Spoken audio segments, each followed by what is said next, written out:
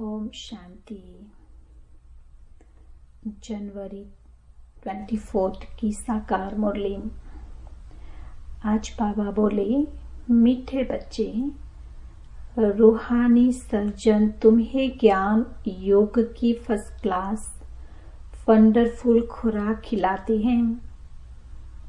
यही रूहानी खुराक एक दो को खिलाते सबकी खातिरी करते रहो। प्रश्न है, विश्व का राज्य भाग्य लेने के लिए कौन सी एक मेहनत करो? पक्की पक्की आदत डालो।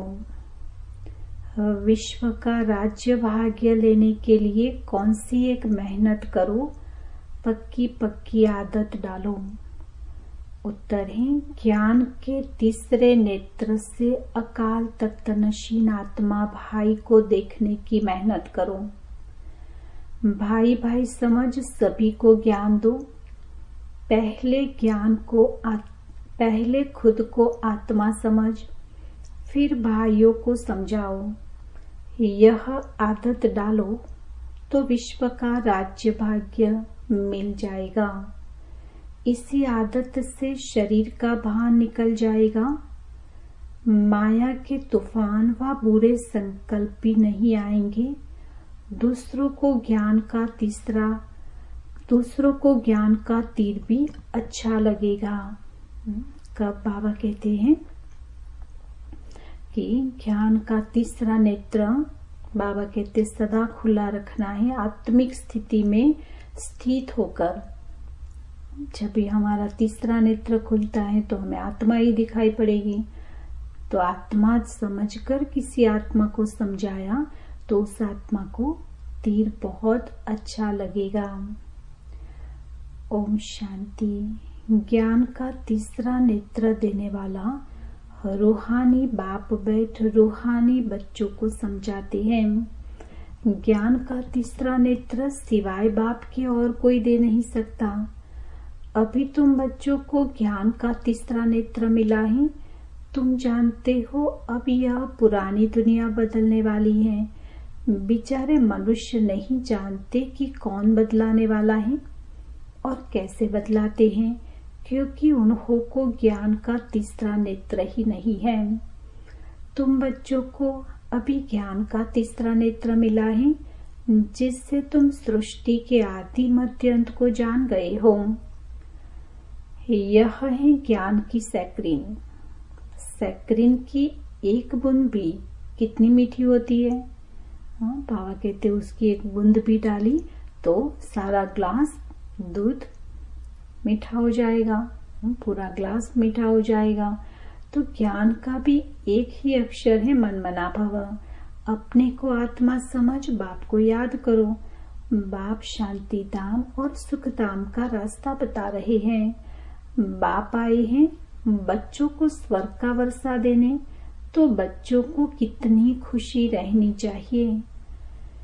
कहते भी हैं खुशी जैसी खुराक नहीं। जो सदैव खुशी मौज में रहते हैं उनके लिए वह जैसे खुराक होती है। 21 जन्म मौज में रहने की यह जबरदस्त खुराक है। यही खुराक सदैव एक दो को खिलाते रहो। तुम श्रीमत पर सभी की रूहानी खातिरी करते हो। सच्ची सच्ची खुश खैराफत भी यह है। किसको बाप का परिचय देना। मीठे बच्चे जानते हैं बेहद के बाप द्वारा हमको जीवन मुक्ति की खुराक मिलती है। सतयुग में भारत जीवन मुक्त था, पावन था। बाप बहुत बड़ी ऊंची खुराक देते हैं। तब तो गायन है, अतीन्द्रिय सुख कुछ ना हो तो गोप गोपियों से पूछो। यह ज्ञान और योग की कितनी फर्स्ट क्लास वंडरफुल खुराक है। और यह खुराक एक ही रूहानी सर्जन के पास है और किसको इस खुराक का मालूम ही नहीं है। इतनी ऊंची बाबा कहते हैं आत्मा की खुराक। एक बाबा के सिवाय हमें कोई नहीं खुराक ये नहीं खिला सकते हैं। और ये आत्मा की खुराक ज्ञान योग की पालना से हम इतने हेल्दी बन जाते हैं तो बाबा कहते रूहानी सर्जन भी हैं जो हमें इतने हेल्दी बना देते हैं, फिर आधा कल्प के लिए कोई भी प्रकार की बीमारी नहीं आएगी। और बाबा कहते हैं ऐसा खुराक तो दुनिया में कोई मनुष्य खिला नहीं सकता।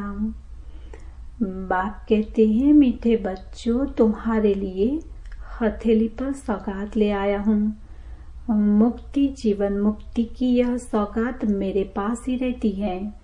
कल्प कल्प मैं ही आकर तुमको देता हूँ, फिर रावण छीन लेता है। तो अभी तुम बच्चों को कितना खुशी का पारा चढ़ा रहना चाहिए। तुम जानते हो हमारा एक ही बाप, टीचर और सच्चा सच्चा सतगुरु है जो हमको साथ ले जाते हैं। मोस्ट बिलीवेड बाप से विश्व की बादशाही मिलती है। यह कम बात है क्या? सदैव हर्षित रहना चाहिए। Godly student life is the best. यह अभी का ही गायन है। फिर नई दुनिया में भी तुम सदैव खुशियां मनाते रहेंगे। दुनिया नहीं जानती कि सच्ची सच्ची खुशियां कब मनाई जाती है। मनुष्य को तो सत्युग का ज्ञान ही नहीं है, तो यहाँ ही मनाते रहते हैं। परंतु इस पुरानी तमोप्रधान दुनिया में खुशी कहाँ से आई? थोड़े दिन पहले भी बाबा ने कहा था, चाहे इस कलयुग में कोई कितना भी धनवान हो, उनको पूछो कहाँ हो आप, तो आखिर तो कलयुग में ही है। चाहे धन संपत्ति कितनी हो, हेल्थ वेल्थ कितना भी हो, लेकिन है तो कलयुग की दुनिया में। तो बाबा कहते हैं इस पुरानी तमोप्रधान दुनिया में खुशी कहाँ से आई। इसीलिए आगे बाबा ने कहा छोटे छोटे त्योहार आदि करते हैं, पार्टियां आदि मनाते हैं, उसमें से थोड़ी खुशियां ले लेते हैं। लेकिन सतयुग में रोज त्योहार है, लेकिन खुशी के लिए त्योहार नहीं है। लेकिन खुशी है इसीलिए त्योहार मनाते हैं। तो यहाँ तो त्राही त्राही करते रहते हैं। कितना दुख की दुनिया है। बाप तुम बच्चों को कितना सहज रास्ता बताते हैं। गृहस्थ व्यापार में रहते कमल फूल समान रहो। धंधा तोरी आदि करते भी मुझे याद करते रहो। जैसे आशिक और माशूक होते हैं, वह तो एक दो को याद करते रहते हैं। वह उनका आशिक, वह उनका माशूक होता है। यहाँ यह बात नहीं है। यहाँ तो तुम सभी एक माशूक के जन्म जन्मांतर के से आशिक हो रहते हो। बाप तुम्हारा आशिक नहीं बनता। तुम उस माशूक को आने के लिए याद करते आए हो।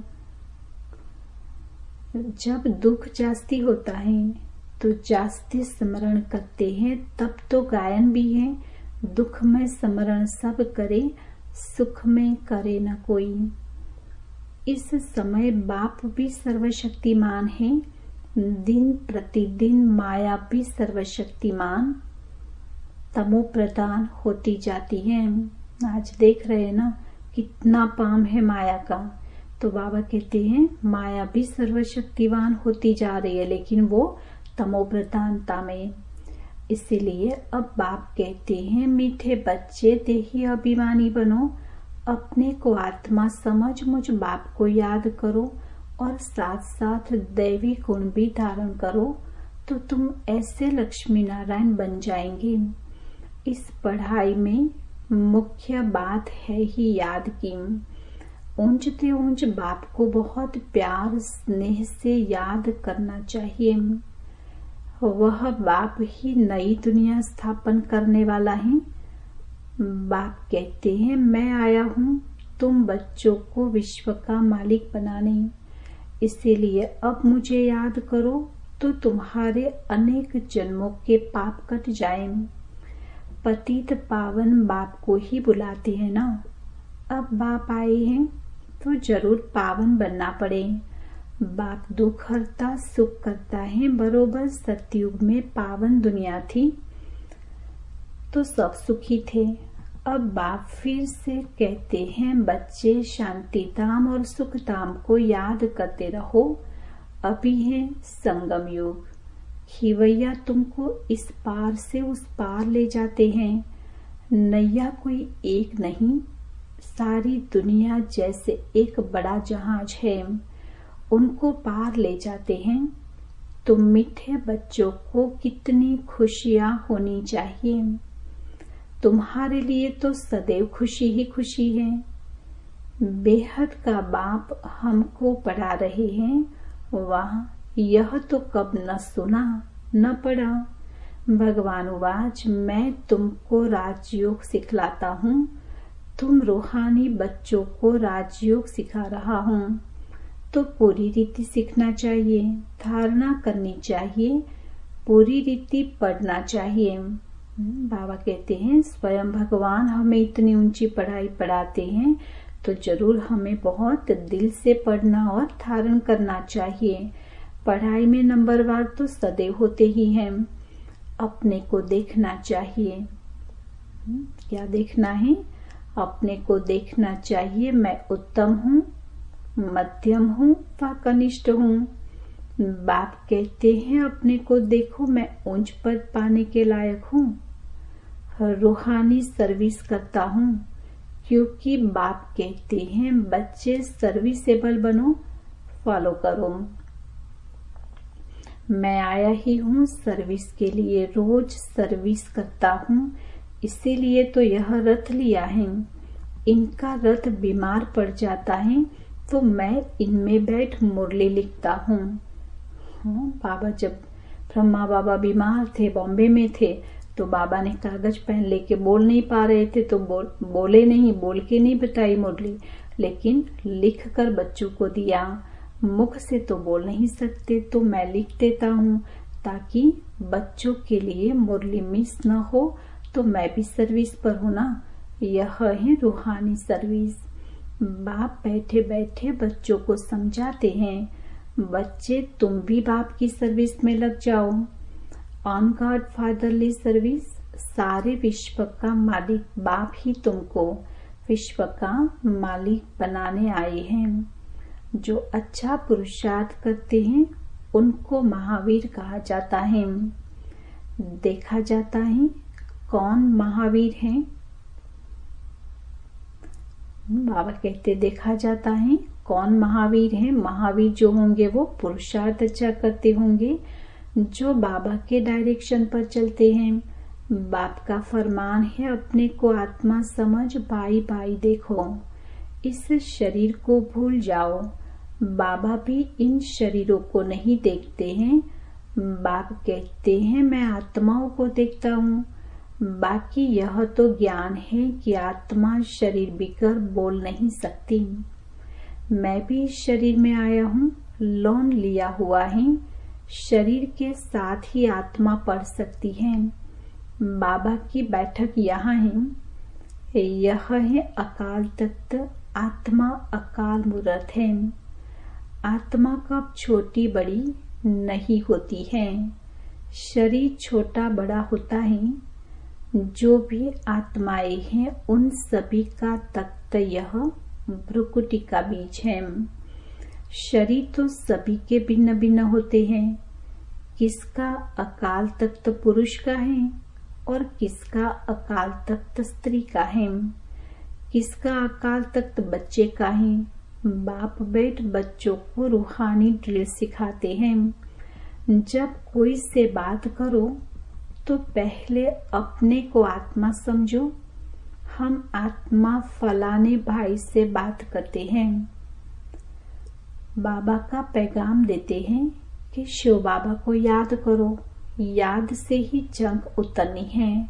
सोने में जब खाद पड़ती है तो सोने की वैल्यू कम हो जाती है। तुम आत्माओं में भी जंग पड़ने से वैल्यूलेस हो गए हो। अब फिर पावन बनना है। तुम आत्माओं को अब ज्ञान का तीसरा नेत्र मिला है।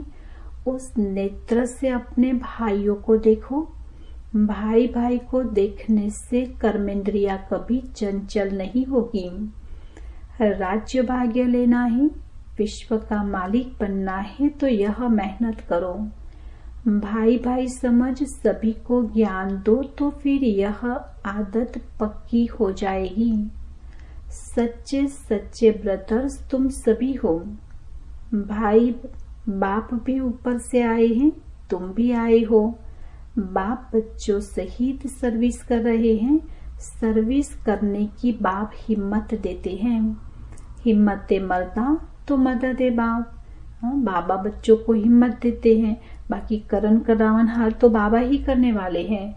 बाबा को तो केवल हमारी हिम्मत पर ही दाद देते हैं और हिम्मत पर ही हमारा भाग्य बनाते हैं। बाकी करण करावन हार हम तो क्या कर पाएंगे। हमारे में तो क्या उतनी ताकत है विश्व को परिवर्तन करने की। ये तो वही करता है और नाम केवल हमारा रोशन करते हैं। हिम्मत मर्दा तो मदद बाप तो यह प्रैक्टिस करनी है। मैं आत्मा भाई को पढ़ाता हूँ, आत्मा पढ़ती है ना। इसको स्पिरिचुअल नॉलेज कहा जाता है, जो रूहानी बाप से ही मिलती है। संगम पर ही बाप आकर यह नॉलेज देते हैं कि अपने को आत्मा समझो। तुम अशरीरी आए थे, फिर यहाँ शरीर धारण कर तुमने 84 जन्म पाठ बजाया है।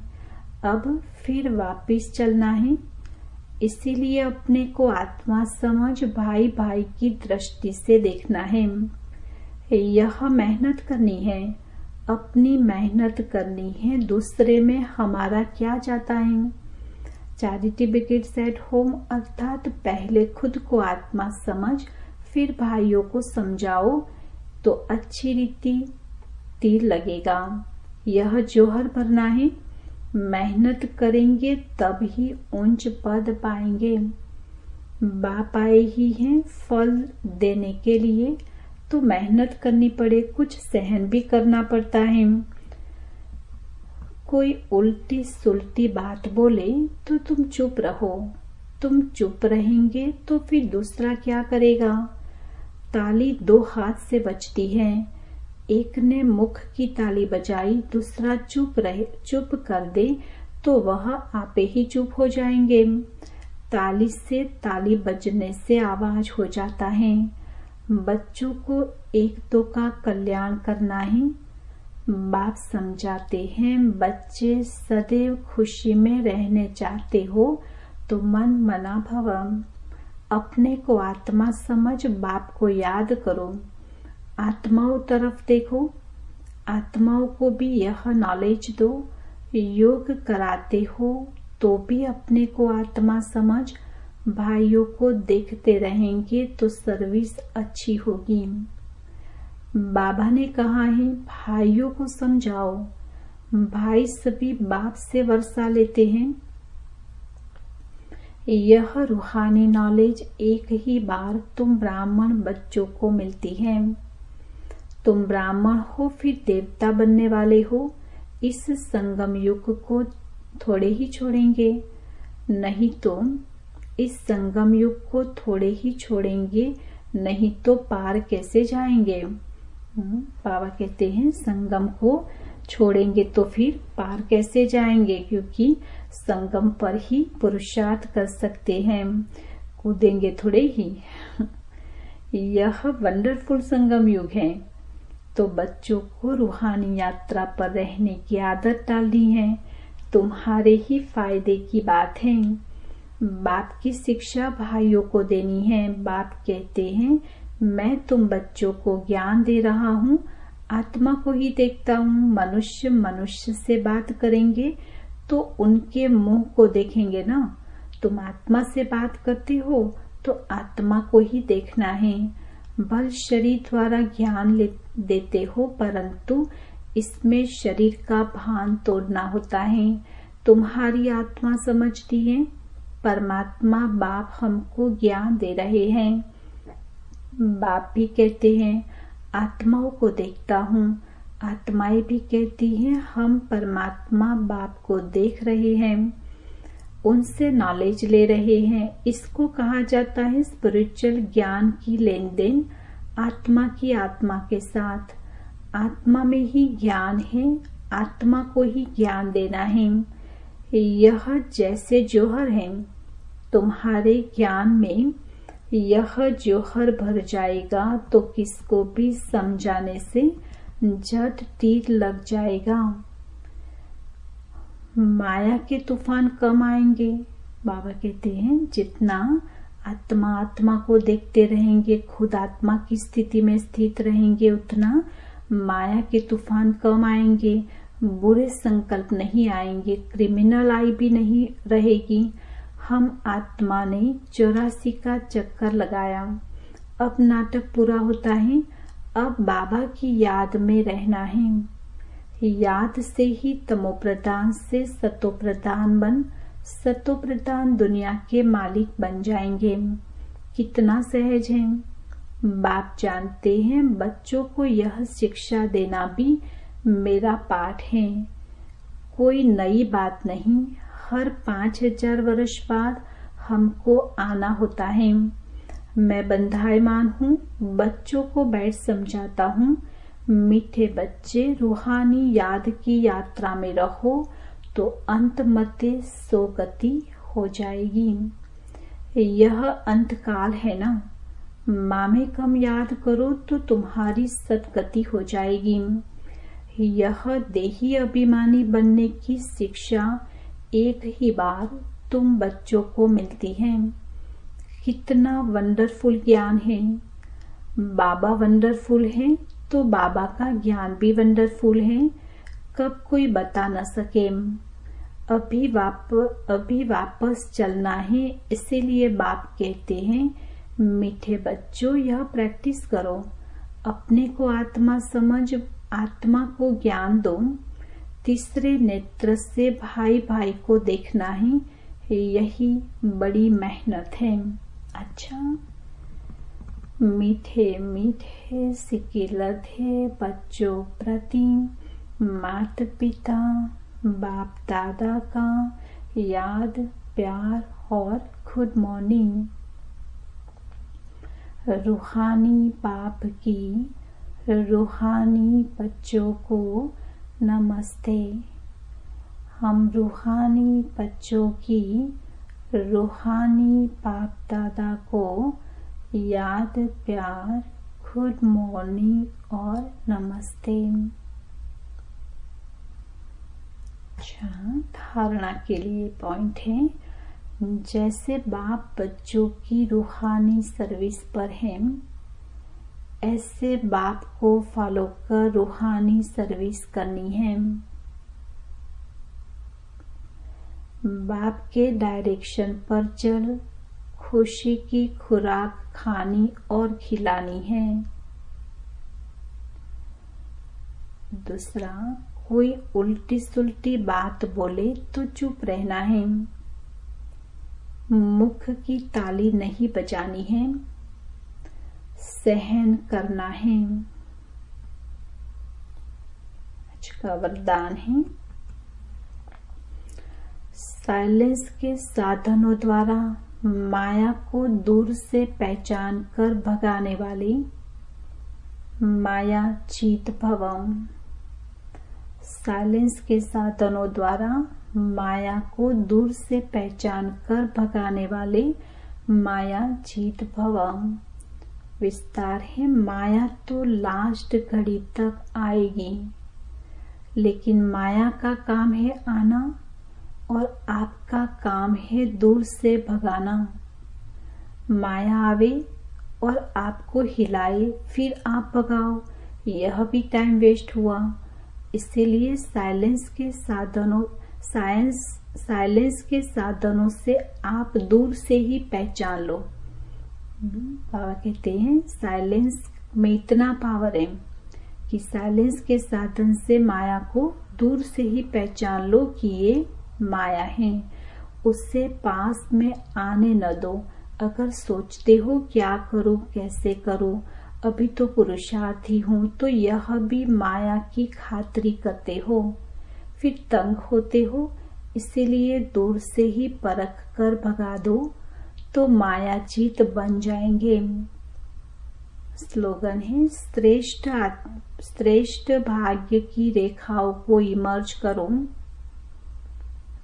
श्रेष्ठ भाग्य की रेखाओं को इमर्ज करो तो पुराने संस्कारों की रेखाएं मर्ज हो जाएगी। आज की पुरुषार्थ की पॉइंट है, जैसे वृक्ष का रचयिता बीज जब वृक्ष की अंतिम स्टेज आती है तो वह फिर से ऊपर आ जाता है।